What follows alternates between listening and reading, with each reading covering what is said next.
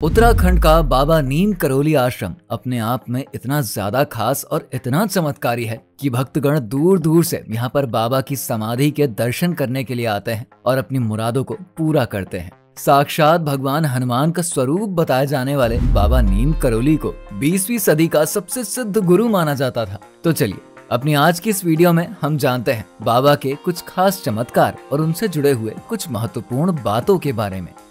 ये तो हम सभी जानते हैं कि बाबा नीम करोली को हनुमान जी का साक्षात अवतार माना जाता है।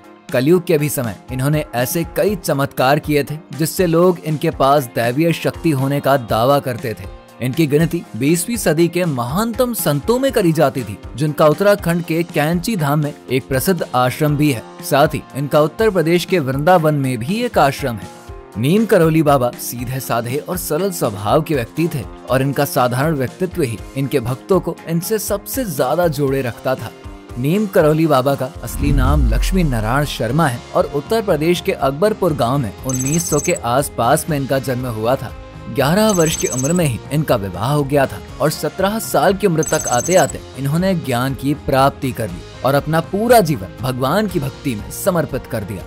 1958 में घर त्याग कर ये पूरे भारत में साधुओं के भांति भ्रमण करने लगे। 1961 में ये पहली बार उत्तराखंड के नैनीताल में आए थे और वहां पर इन्होंने अपने मित्र पूर्णनाथ जी के साथ मिलकर आश्रम की स्थापना करने के बारे में सोचा था।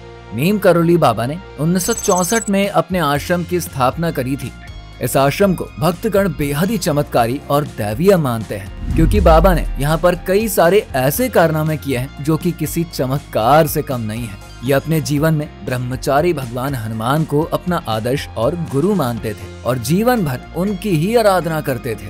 इन्होंने अपने पूरे जीवन काल में लगभग 108 हनुमान जी के मंदिरों का निर्माण करवाया था।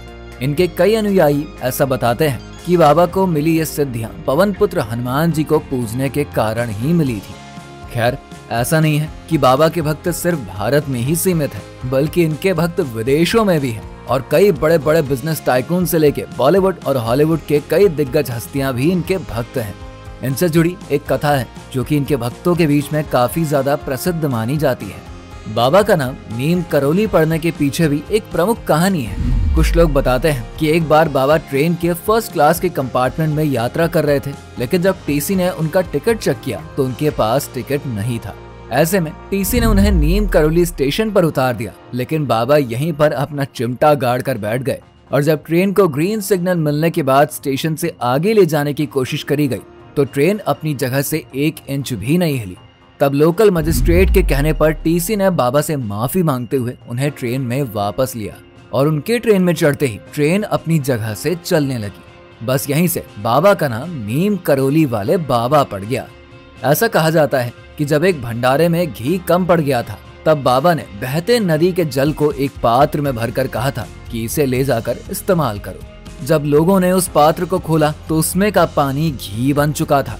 बाबा के चमत्कार की एक और कहानी है जो कि उनके भक्तों के बीच में काफी ज्यादा प्रसिद्ध मानी जाती है। बाबा के भक्त ये कहते हैं कि जब उनके दरबार में आया एक भक्त धूप से काफी ज्यादा परेशान हो गया था, तब बाबा ने उसकी परेशानी को समझते हुए उसके सर पर बादल की छतरी प्रकट कर दी थी। ये सिर्फ कुछ ऐसे चमत्कार हैं जिनका जिक्र हम यहाँ पर आपसे कर रहे हैं, लेकिन असल मायने में बाबा के चमत्कारों के ऊपर एक किताब भी लिखी जा चुकी है जिसका नाम है मिरेकल ऑफ लव। इस किताब में बाबा ने कैसे कैसे अनोखे चमत्कार किए हैं और भक्तों के ऊपर आए संकटों का निवारण किया है, इन तमाम बातों का जिक्र मिलता है। भक्तों के बीच में ऐसी मान्यता है कि नैनीताल के पंतनगर में स्थित बाबा नीम करोली की समाधि से कोई भी भक्त वापस खाली हाथ नहीं लौटता है। जो भी भक्त यहाँ पर अपनी कैसी भी मुराद लेकर आता है, उसकी मुराद देर सवेर पूरी जरूर हो जाती है। वृंदावन के आश्रम में बाबा ने अपने शरीर का त्याग किया था, लेकिन इनकी समाधि नैनीताल में बनी हुई है। बाबा के उत्तराखंड वाले आश्रम को कैंची धाम के नाम से इसलिए भी जाना जाता है क्योंकि यहाँ का टेढ़ा मेढ़ा रास्ता, जो कि कई मोड़ और सकरे रास्तों से होकर बाबा के आश्रम तक पहुँचता है, बिल्कुल कैंची जैसा ही है। इसीलिए इसे कैंची धाम के नाम से जानता है। बाबा के भक्त आज भी बेहद ही दूर दूर से यहाँ पर बाबा की समाधि के दर्शन के लिए आते हैं और अपनी मनमांगी मुराद बाबा के दर से पूरा करते हैं। वैसे क्या आपने कभी बाबा के कैंची धाम के दर्शन किए हैं? हमें कमेंट में जरूर बताइए। वीडियो पसंद आई हो तो इसे लाइक और शेयर करके हमारे चैनल को सब्सक्राइब करना बिल्कुल ना भूलें।